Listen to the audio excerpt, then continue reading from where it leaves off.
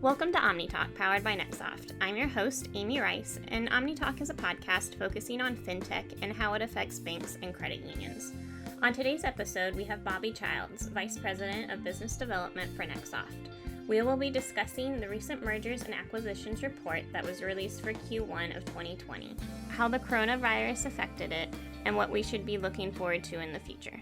Today I have Bobby Childs with me. He is the VP of Business Development for NXTsoft. Thanks for joining me, Bobby. Absolutely. Thanks for having me, Amy. Can you tell me a little bit about what you do for NXTsoft? So I'm responsible for all of our partner relationships and our partner network. So I work with all of our consultants, our core providers, all of the different clients that are considered in the partner world. So not direct sales as in dealing with financial institutions, but all the different groups that connect all of us together. Could you, you're actually kind of involved in the Omni Data section of NXTsoft. Could you just give us a little spiel about what the Omni Data group does? Yeah, so actually, Omni Data was originally a company called ILS that was acquired by NXTsoft in March of last year, 2019, and that's how I became a part of the NXTsoft family, was coming through there. So Omni Data, what we do is we do data migrations and conversions, specifically in the financial industry, and really a couple of different scenarios. One being during any kind of a merger and acquisition. So we watch the merger and acquisition market very strategically and very thoroughly. When Bank A buys Bank B, then we're actually able to go in and do the legacy data conversion for them because they're required by law to keep that data for 7 to up to 10 years in some locations.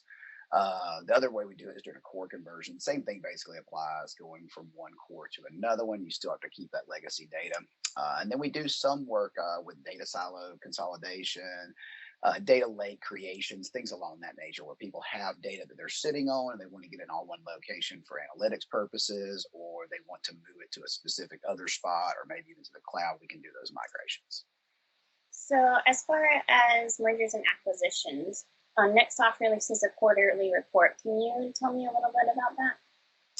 Yeah, we release a report every quarter. I actually author that report, and so we actually go through and we look at the closed deals for that previous quarter. So right now we're looking back on the Q1, what all deals were closed during the first quarter of 2020. We also look at the announced deals that are put out that are coming forward for Q2 and even future into the year, and then we kind of do analytics based off of those. We look at the market trends, we look at the economics of them. And really try to break that down as both an overview and somewhat of a predictive analysis of what could be potentially happening in the economy and the merger and acquisition market. So the Q1 report was just released. Can you kind of give me some highlights as far as what was included in that report? Yeah, Q1 was interesting. To say that 2020 started off with challenges would be one of the biggest understatements ever. Between the coronavirus crisis, the oil price war, a near stock market crash, all these are just some of the challenges that were presented and faced in the first quarter. And honestly, to the surprise of very few, global M&A activity. And I'm speaking globally now, all across the world, not just the U.S. market. The global M&A reflected those challenges and slowed down significantly from last year. In fact, global M&A is down 28% than it was this time last year. Interestingly enough, though, for us, with all that said, the actual the actual banking M&A market has done pretty well in the first quarter. In fact, we saw 69 deals in Q1, which is actually up. It's the most deals we've seen since 2015 in Q1. So that was very interesting to see, exciting to see in consideration of what the rest of the market was doing. It's not a trend, though, that we're necessarily thinking is going to continue with the COVID-19 pandemic really bringing the global economy to a standstill. We're not really foreseeing that on into Q2, and the announced deals really reflected that as well into Q3. But we are hoping that by the end of the year, hopefully some of this will be behind us and the market will rebound. So after reading the report, I saw a couple of surprises as far as where geographically some mergers and acquisitions happen. Could you talk about that?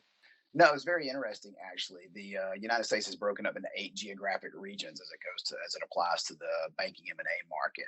Normally, most of the deals are consolidated in the Chicago and the Kansas City regions. In fact, over the last 5 years, these two regions alone have equated for over 40% of all U.S. mergers. So it's interesting to see in Q1 that these mergers were and acquisitions were out a little bit more than what we're normally used to seeing. The Atlanta region saw 11 deals in Q1, which was the single highest quarter in 4 years for that region. The Southwest, which would be the Dallas region, also had a massive 44% increase in deals from Q1 of 2019. It was also the largest quarterly deal volume from them since 2015. Now, this is only 13 deals, but we're seeing a trend of kind of going out from the norm. And I think what we're starting to see is some financial institutions, instead of looking just in their geographic territory and their region, starting to branch out and look a little further for maybe a better buy, for a better acquisition, a more strategic opportunity to play in that. Given the current circumstances in both the market and the country, I see this as a trend that should continue as these financial institutions tend to look outside of their normal for a better target. Looking at Q1, what challenges do banks and credit unions have for the upcoming months and the upcoming quarters?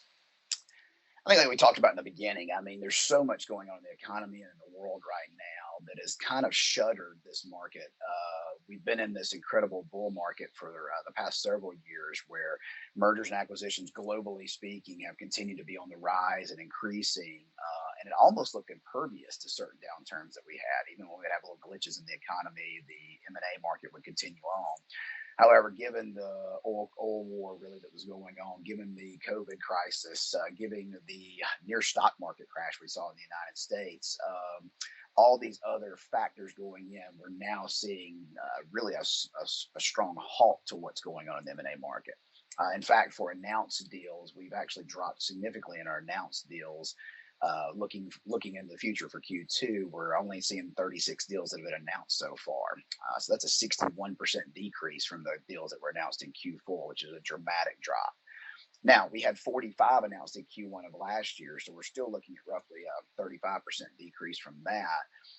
Not as significant, but still very drastic in terms of what we're used to seeing, specifically in Q2 and possibly in Q3. What's the end takeaway for all of this? Is there any hope for bouncing back or a light at the end of the tunnel?